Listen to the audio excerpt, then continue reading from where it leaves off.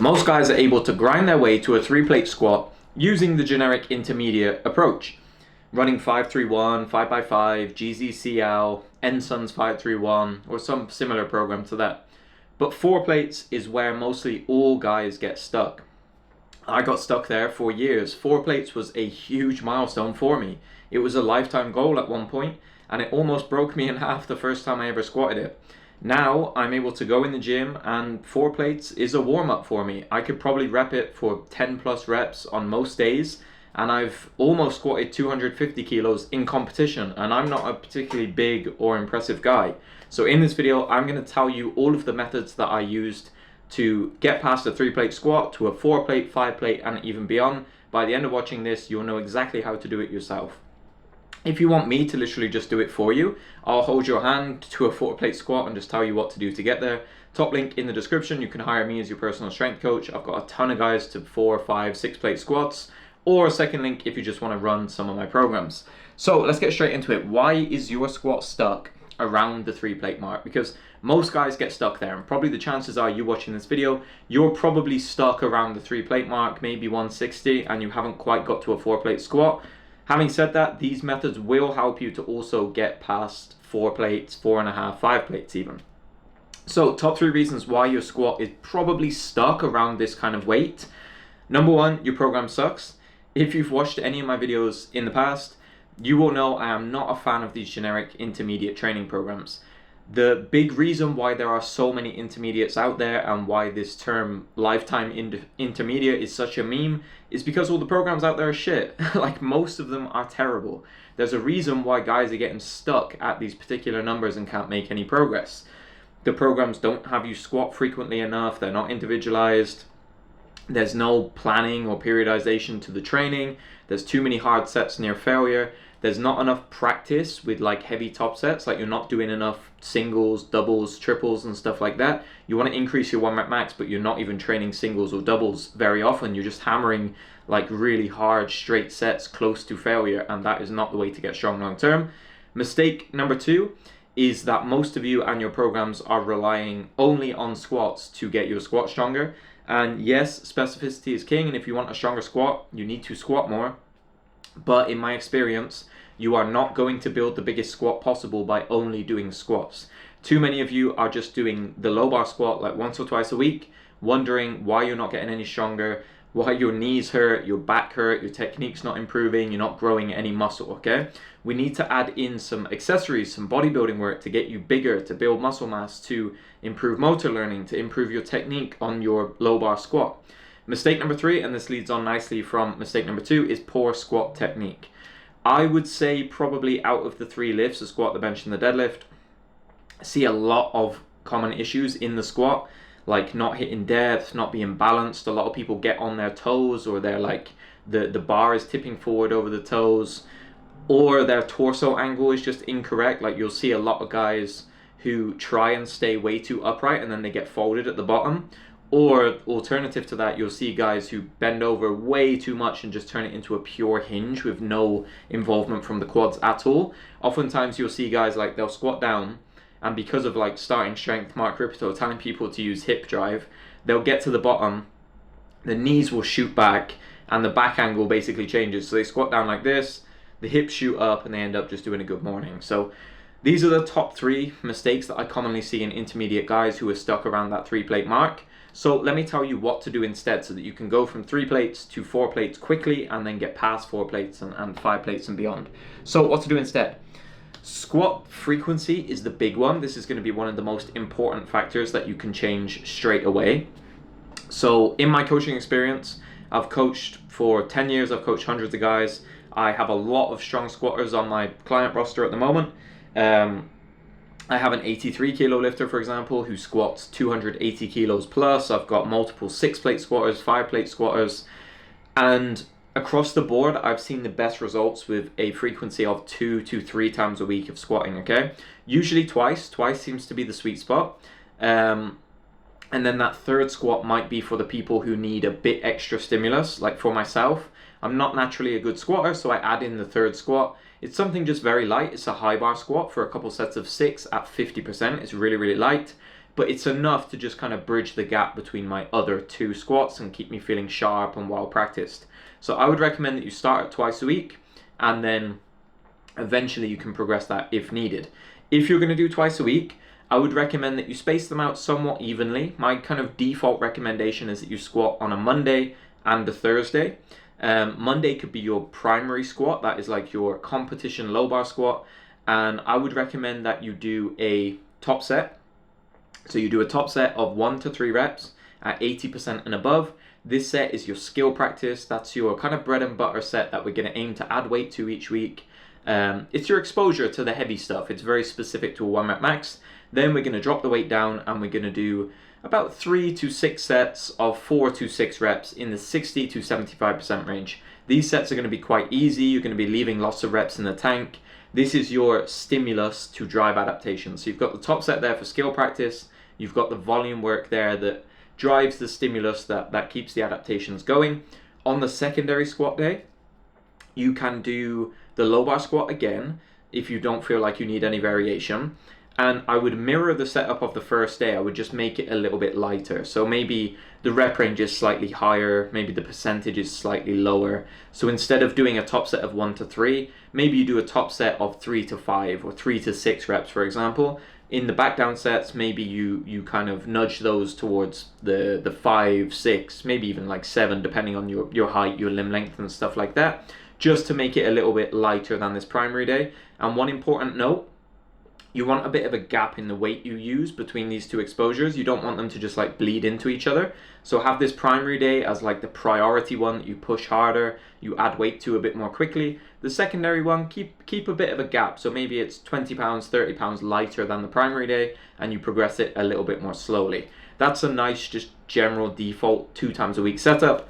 If you find you need a third day, you can shuffle that around. Maybe you go with like a Monday, Wednesday, Friday. A Monday, Wednesday, Saturday can work as well. And that Saturday session might be a high bar squat, SSB squat, something just lighter to add in more stimulus and bridge the gap. Now, point number 2, so frequency is point number 1. Point number 2 is rep ranges. This is one thing that I would modify as well. So like I said, a big mistake of like generic intermediate approaches is that they have very little skill practice. If you want your 1 rep max on the squat to increase, you have to be training specific to a 1 rep max. You need to be doing frequent singles, doubles, triples. A 1 rep max is a skill, and that needs to be reflected in our training. You wouldn't see Usain Bolt train for the 100-meter sprint by doing marathon running for the duration of the year, right? He trains to sprint because we need to train at very specific to what we want to improve at. So a lot of these generic programs will have you do a bunch of 5s that are really grindy, really hard. So instead of doing a really hard 5x5, just break it up a little bit. Do 1 hard set, 1 to 3 reps, and then do the volume work with a few reps in the tank. And you're going to see immediate improvements because suddenly these heavier weights on your back, they're not going to feel like they're crushing you. You'll feel like you're actually building the skill of doing low rep sets. You'll be able to actually add weight to the bar week after week. Because what often happens with the intermediate approach is you do your 5x5 week after week after week. When it comes time to max out, the bar feels so heavy on the back because you've done no practice with singles. You've not trained anywhere near your max, and therefore you haven't developed that skill. So I would recommend that you set your rep ranges up in a way that allow you to get some exposure to peak intensity, top sets 1 to 3 reps, and then your back off work is the volume. Next is technique fixes, so point number 3.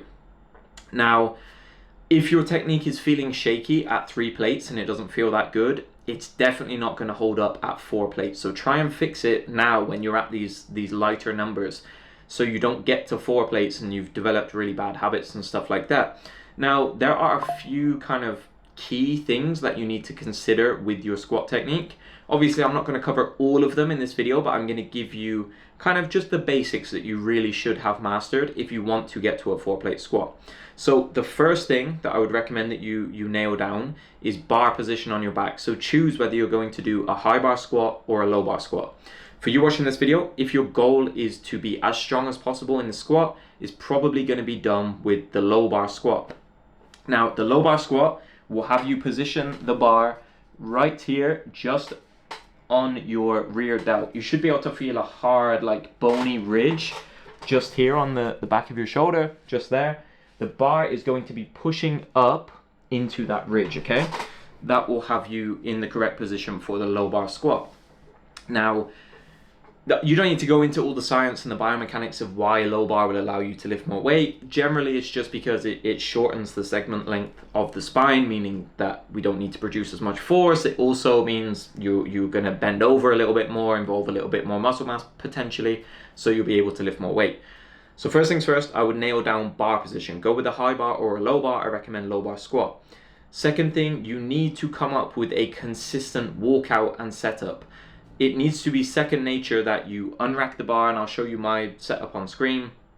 You should know exactly how many steps you're going to take. You should know where your stance is. There should be no thinking, no variability from session to session. You should just know, this is my setup. I do the same thing every single time, okay?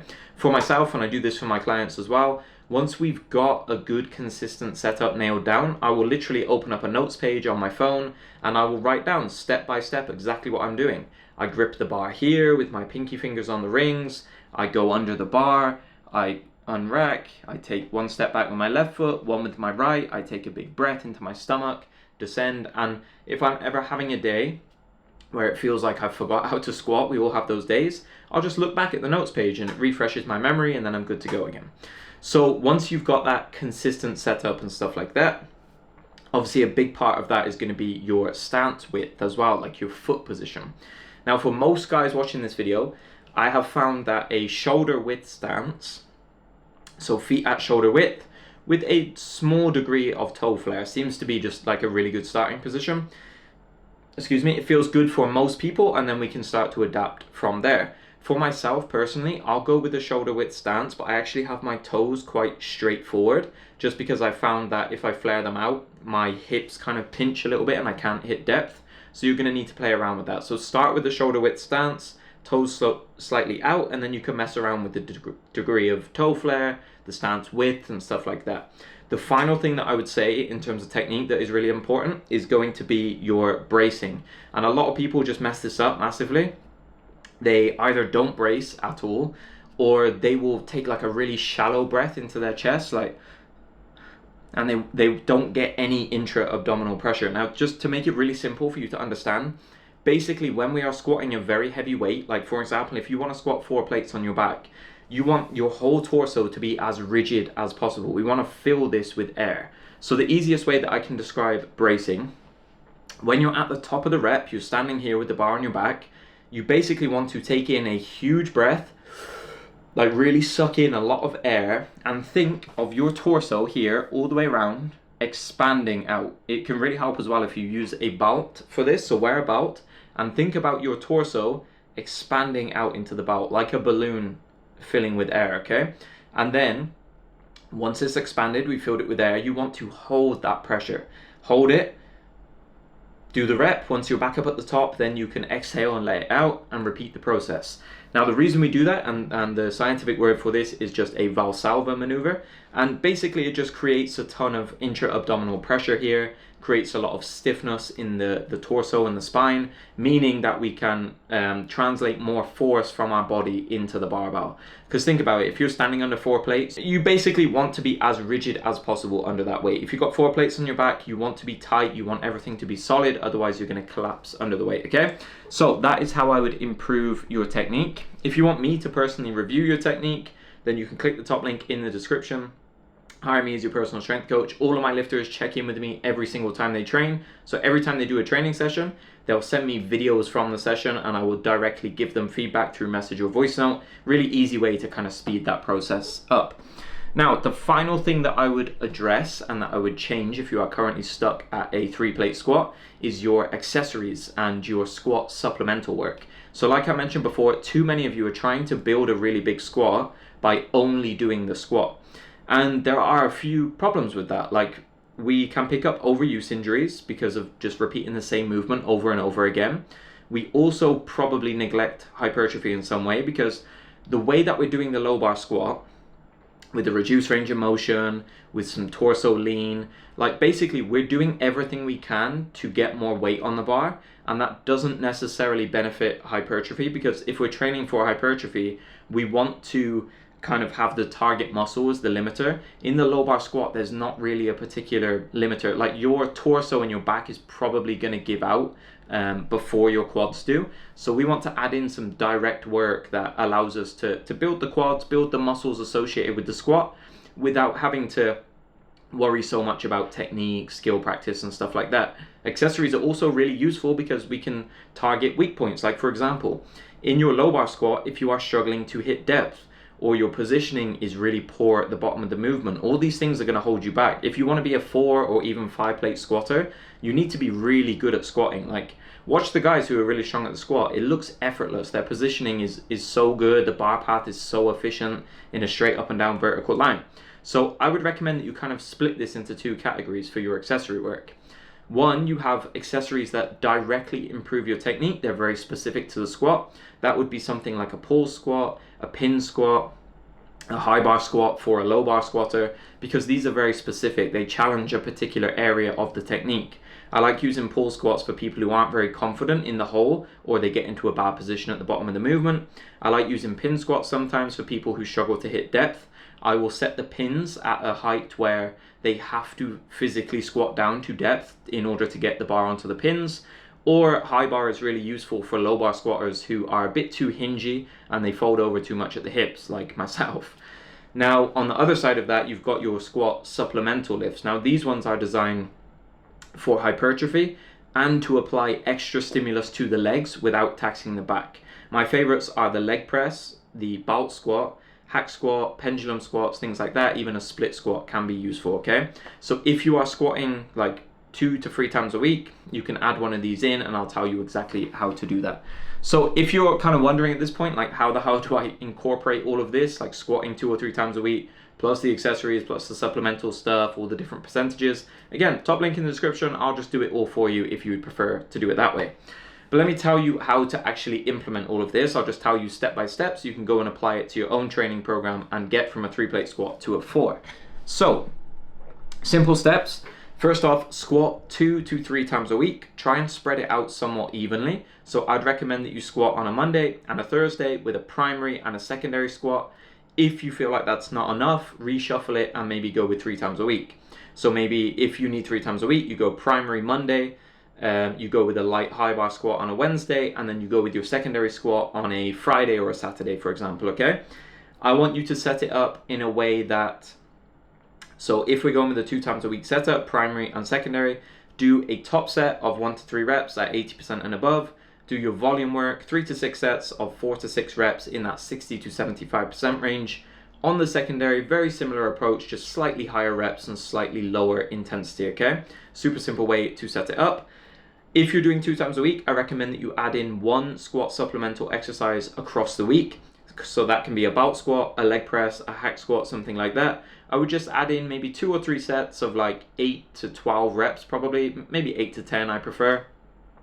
Cap it off about an RPE 6 or 7. We don't want to push it too hard. And then if you feel like you tolerate it really well, we can start to scale that up accordingly. So you could have 2 times a week squatting, for example, with the low bar squat, and then you could have the leg press in between those, and that's going to kind of bridge the gap. I've seen a lot of people do very well with that. Once you've got this initial setup, you've determined you're going to squat twice a week, plus a bout squat or a leg press, I would recommend that you run this training cycle. We call this a micro cycle. Just keep running it until you can no longer add weight to the bar. For most of you watching this video, that's going to last about 4 to 6 weeks or somewhere in that range.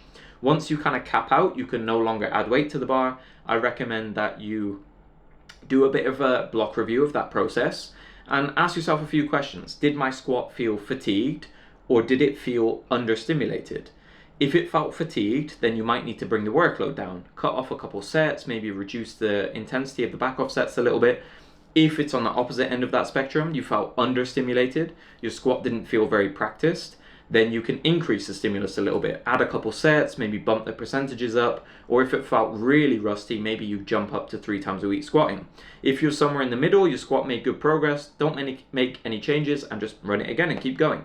Collect data every single training block that you do, record it, write it down on a notes page or on your spreadsheet, and then just make small tweaks block to block, and that's how you're going to figure out how often you need to squat, at what intensities, what variations, And then down the line, it's going to become very, very predictable. And at this point, I've got some guys that I coach. I've coached them for 3, 4, even 5 years. And over trial and error of doing this process that I'm sharing with you, we've come up with a very good block structure for their squat that has taken them from 3 plates to 4 to 5 to 6. And it's as simple as that. So again, if you want me to do it for you, top link in the description, okay? Thank you so much for watching this video. I really hope that it helps you get from a 3 to a 4 plate squat. So many guys get stuck at 3 plates for years, and it's honestly really, really simple and really easy to get yourself to a 4 plate squat and even beyond once you know some of these things. All of you are capable of a 4 plate squat, and I hope this video helps you to get there. I have a free strength training program here if you want one to go and follow. This has you squat twice a week, so go steal that, and then if you need more help, you can click one of the links in the description to either hire me or run my other programs. If you have any questions or comments on the squat, post them in the comment section down below and I'll get back to you. Again, thank you so much for watching, and until next time, I'll catch you in the next video.